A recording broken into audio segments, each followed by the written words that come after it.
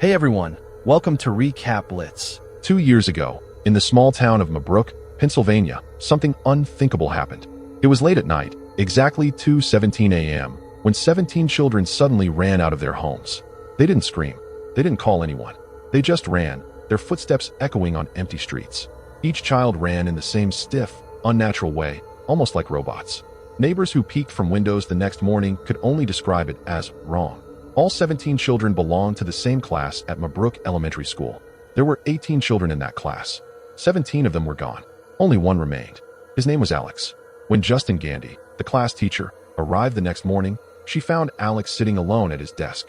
He was silent. His eyes were blank and cold. Something in him had changed. Justin's heart pounded as she looked at him. She didn't understand. She couldn't understand how 17 children had vanished overnight, leaving one behind. The parents were frantic. They screamed at Justin, accusing her. Some said maybe she had taught the children something dangerous, something that made them run. Others were just angry and scared. The police arrived immediately. They started questioning Justin. Hours passed. They questioned Alex too, but neither of them knew anything. They could only repeat, "We don't know. We don't remember anything." The only clue the police had came from the home security systems.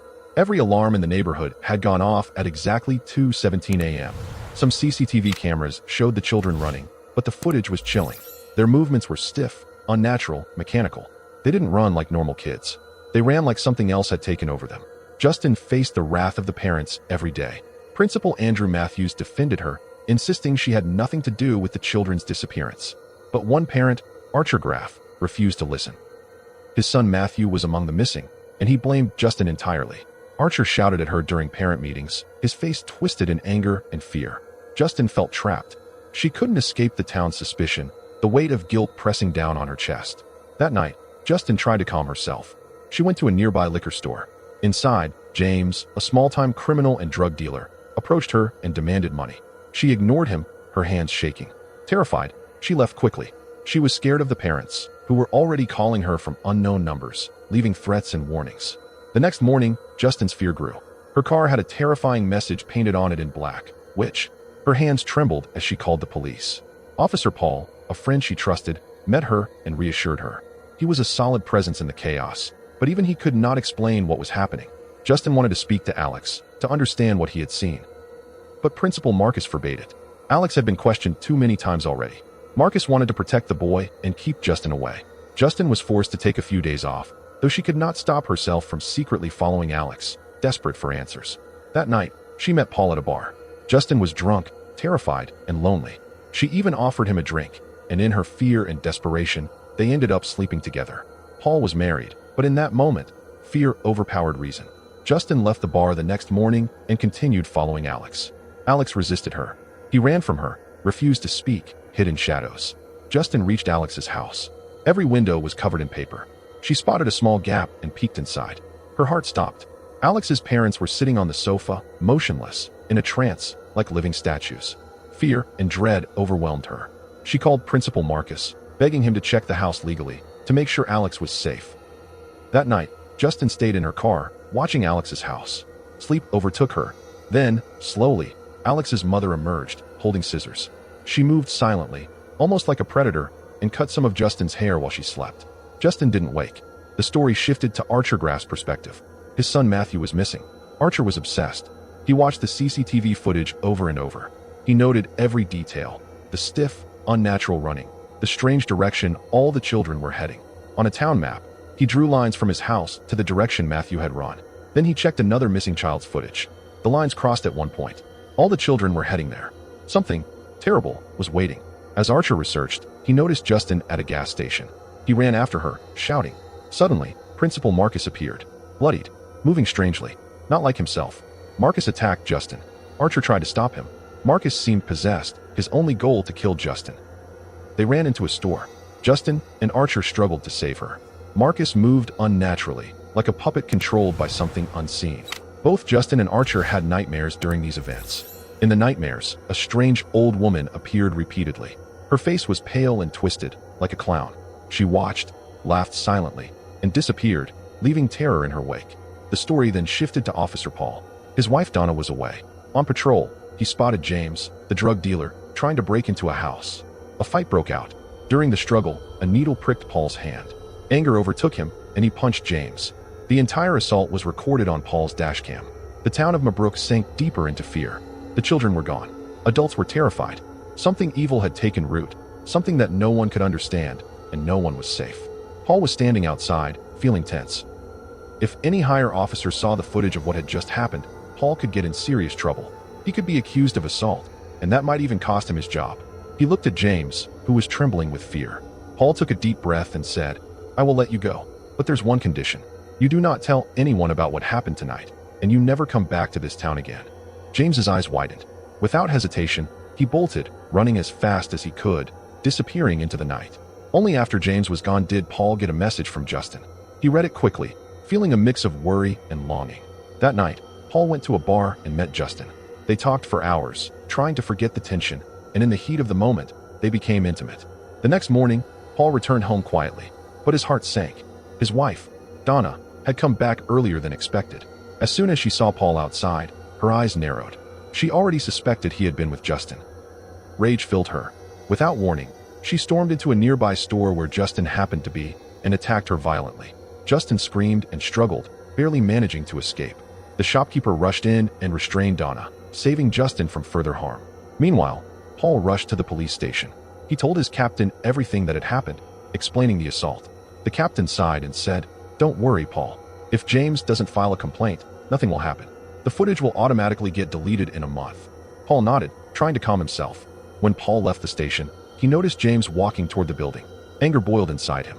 He shouted, "I told you never to come back." And without thinking, Paul chased James again, determined not to let him escape. Now the story shifts to James's perspective. James was a small-time drug dealer. He lied constantly to get money for drugs and sometimes stole small things. That night, he had asked Justin for money while she was buying alcohol at the store. After failing to steal from another house, he decided to take small items from Alex's home to sell later at a pawn shop. He hoped the money would buy him drugs. James approached Alex's house cautiously. Alex was the only child from his class who had not disappeared. James sneaked inside, quietly taking kitchen items, CDs, and small things. But suddenly, his eyes froze in horror. Alex's parents were sitting on the sofa, completely still, like statues. They did not move at all, as if trapped in some trance. James tried to ignore them and headed to the basement. What he saw there made his blood run cold. The 17 missing children were standing in trance-like states, silent, stiff, and unmoving. James stepped back, shaking. At that moment, Alex's parents began moving toward him, slowly, unnaturally. Heart pounding, James ran out of the house as fast as he could. Outside, James saw posters of the missing children plastered everywhere. There was a reward of $50,000. Greed and desperation took over. He called the police, pretending he knew where the children were. The police told him if he was serious, he needed to come to the station. James arrived at the police station, but before he could report anything, Paul spotted him outside. Rage flashed in Paul's eyes, and the chase began again. James ran into the nearby forest, desperate to escape. Suddenly, a terrifying, clown-like old woman appeared. She was calling to him with a chilling, silent voice. Panicked, James hid in a tent, but someone started opening the tent from outside. James attacked with a syringe, only to realize it was Paul. Paul had become completely furious. He grabbed James, shoved him into his car, and tightened his grip. Desperate, James blurted out that he knew the location of the missing children. Paul listened, then drove James to Alex's house. At Alex's home, Paul locked James in the car while he went inside to investigate. Hours passed. Late at night, Paul re-emerged, but something had changed. He was in a trance-like, hypnotized state. He dragged James out of the car and pulled him into Alex's house. And there, the scene cuts. Now, the story shifts to Principal Marcus's perspective. Justin had called Marcus earlier, urging him to check Alex's house legally to ensure Alex was safe. Marcus could not ignore it. He summoned Alex's parents to the school. To his shock, a strange woman appeared claiming to be Alex's aunt. Her name was Gladys. She looked like the clown-like figure from the nightmares Justin and Archer had experienced. She was the same woman James had also seen.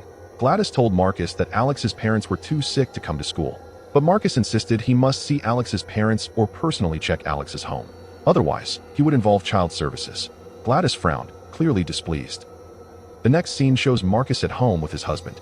Suddenly, Gladys appeared, uninvited, walking into their house like a ghost. She calmly asked for a bowl of water, then pulled out a strange wooden branch covered with thorns. Attached to it was a tiny piece of Marcus's office flag, most likely stolen from the school. In a horrifying moment, Gladys cut her own hand on the thorns, rubbing blood over the branch. Before Marcus or his husband could stop her, she rang a small bell. Instantly, Marcus fell under her control, completely hypnotized. Gladys used Marcus to attack his own husband. The attack was brutal. His husband was killed, and Marcus was gravely injured. Gladys then placed the branch into the bowl of water, breaking Marcus's control. She could hypnotize anyone, forcing them to attack others, using them like living weapons. At this point, she decided to leave Marcus under Justin's control, using Justin's hair as a link. Yes, friends, I told you before that Alex's mother had taken Justin's hair. This also proves that Gladys had controlled Alex's parents using her dark powers. She was keeping them under her influence, like puppets. After this, Marcus, completely hypnotized by Gladys, ran straight out of his house, without thinking. He went all the way to a petrol station, moving like a mindless zombie. There, he attacked Justin. At that moment, Archer was with Justin. A violent struggle started between them. Justin tried to defend herself. Somehow, she managed to jump into her car and escape. Marcus, still in a strange, hypnotized state, ran after Justin's car like a madman. Archer chased after them too. Suddenly, a car hit Marcus, smashing his head on the road. He fell there, lifeless, a horrific sight on the street. After seeing this, Archer finally realized that Justin was not the one who had taken the missing children. She was also a victim, just like everyone else. So, Justin and Archer decided to team up. They needed to find out where the missing children were. Archer showed Justin a map, pointing to a certain area. The children might be around this intersection, he said. Justin immediately recognized the place. That house at the intersection, it's Alex's house, she said. They drove to Alex's house, parked nearby, and started watching. At this point, the story changes perspective. Now we see everything from Alex's point of view, starting from the beginning, when the children first went missing. Alex lived with his parents and went to school every day. Sometimes, other kids at school would bully him. One day, Alex's father told him something strange. "Alex, your mother's Aunt Gladys is coming to stay with us. She is very sick and has nowhere else to go," he said. That night, Alex saw Gladys enter their house. She was extremely old, almost dying. She carried with her a strange, thorny plant. Its stems looked dangerous, like something out of a nightmare. The next morning, Alex went to school. When school ended, his father didn't come to pick him up. Alex walked home alone. When he arrived, he saw something horrifying. His parents were sitting at the dining table, completely hypnotized, staring straight ahead. They moved like robots. They weren't themselves at all. Alex knew immediately something terribly wrong was happening. Then, Gladys appeared in front of him. But now, she didn't look old and weak. She looked young, healthy, and powerful. Alex realized that Gladys had taken control of his parents' minds. If Alex told anyone about this, his parents would be in danger. Gladys picked up the thorny stem of the plant, rubbed it with her blood, and performed a dark ritual. Suddenly, Alex's parents picked up the thorns themselves and started hurting their own faces, like slaves to Gladys' magic. Alex tried to stop them, but they couldn't resist. Only when Gladys finally broke the stem and threw it into a bowl of water did his parents stop. This terrifying ritual was her way of scaring Alex. If he ever told anyone, Gladys could instantly kill his parents. Alex watched silently. Every day, he went to school, came back, and bought food for his parents. He kept them alive because otherwise, they wouldn't even move from the dining table. Meanwhile, Gladys was becoming younger and healthier by feeding off their life energy. One day, suddenly, Gladys became sick again. She told Alex, "If you bring me a personal item from every child in your class, I will heal you and your parents, and I will leave." The next day, Alex sneaked into school and stole all the name stickers from the children's trays. Each sticker represented a child. That night, Gladys used those stickers in her ritual. At exactly 2:17 a.m., the ritual was complete. Gladys rang a small bell. The moment the bell rang, all 17 missing children ran from their homes and went straight to Alex's house. They went to the basement and stood there, terrified but alive. This is how the 17 children disappeared. They were trapped, hypnotized, and controlled by Gladys' dark magic. Alex's parents were alive, but completely under her control, and Alex had to quietly survive, feeding his parents and protecting the children from Gladys' horrifying powers. After the terrifying events with Gladys and the ritual, the world outside seemed calm, but inside Alex's house, horror ruled every corner. The press conferences had started. Cameras flashed, microphones poked, and reporters shouted questions. But Alex stayed silent, frozen in fear. Gladys stayed right beside him, her gaze cold, commanding, almost like a shadow that refused to leave. Police had come to investigate Alex's house, suspicious after the disappearance of 17 children. But Gladys was clever. She had already cleaned the house thoroughly, leaving no trace of the chaos. And the 17 children? Hidden deep in the nearby forest, under Gladys' control. After the inspection, they returned silently to the basement, standing in perfect rows, like marionettes obeying their puppet master. Even though Alex had kept his promise, collecting all the personal items of the children, the monster Gladys had promised to leave, she did not. She stayed. She kept Alex's parents under her control, and Alex himself was now treated more like a servant than a grandson. Inside the house, Paul and James, also trapped under the dark ritual, stood silently, their eyes empty, lifeless. Gladys had placed salt lines throughout the house. Crossing them was forbidden, a trap for the unwise. At this point, all the separate storylines merged into one terrifying, linear path. Outside, Archer and Justin waited. Paul, under Gladys' command, stepped outside and gestured for Justin to enter. As soon as Justin and Archer crossed the salt line into the house, the hypnotized Paul and James attacked like zombies. Relentless, unstoppable. No matter how hard Justin fought, they kept coming. Finally, Justin fired. One bullet to Paul's head ended him. Another to James' head destroyed the puppet-like terror.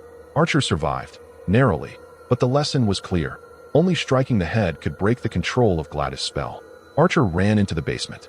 17 children stood there, trapped in a trance. He searched desperately for his son, Matthew, but before he could reach him, Gladys appeared. In one horrifying moment, she cut Archer's hair, taking control over him instantly. Under her spell, Archer attacked Justin. Chaos erupted again. Meanwhile, Alex was trapped inside the house. He stepped over a salt line, and his hypnotized parents lunged at him like predators. He ran, dodging their attacks, until he reached the ritual room, the heart of Gladys' dark magic. There, he tore a stem from her plant, the very one used in the rituals. He took a strand of his own blood and smashed the stem, breaking the power. He had learned the ritual by watching Gladys and now turned it against her. The spell broke, but in its place, the children's trance released a terrifying chase. The 17 children, still partially hypnotized, pursued Gladys through the streets of the city. Citizens screamed, watched in horror as the monster ran. The children, driven by both fear and controlled aggression, attacked Gladys. In seconds, they tore her apart. Limbs, body, all destroyed. The dark ritual ended instantly. Archer came to his senses. Justin survived. Matthew was safe in his father's arms, though silent. Others, under hypnosis for longer, resembled living corpses. The children, Alex's parents, all needing care, nourishment, and patience to recover. 2 years passed. Alex's parents remained unwell, requiring constant feeding and care. Alex now lived with another aunt, a kind, normal woman who offered safety and warmth. The children, slowly recovering, starting to speak again after months of silence. The film ends here, leaving a chilling aftertaste. The city is safe, but the horrors of Gladys' rituals and the trauma of the children, Alex, and his family linger forever. This was not just a story. It was a mind-blowing journey through darkness, manipulation, and the sheer terror of a powerful, unrelenting villain. The direction of the movie, the pacing, the horror, it was unforgettable. Join next time for another story that makes you think and feel.